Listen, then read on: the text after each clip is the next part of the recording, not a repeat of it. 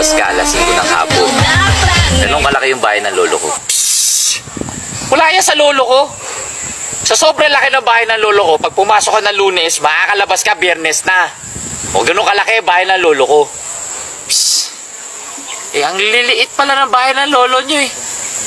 Sa sobrang laki ng bahay ng lolo ko, pag pumasok ka ng 2015, makakalabas ka 2025 na.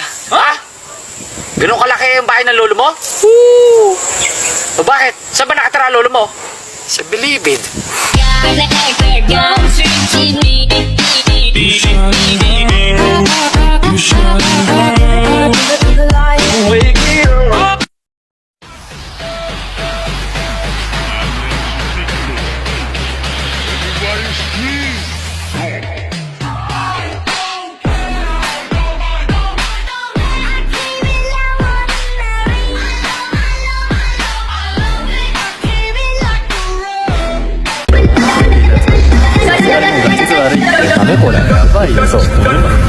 Let your hands go.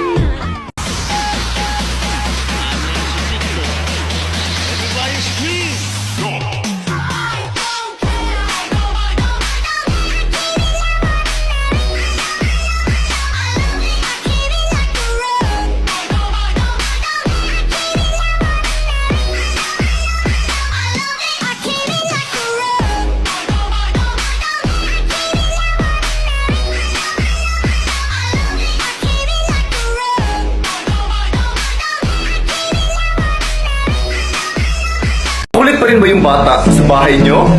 Kailangan nyo lang ng upuan. Alam niyo ba kung bakit? Ano? Huwag kang makulit. Hindi na nga ako makulit. Behave na ako. Wala na akong ginagawa. Hindi na siya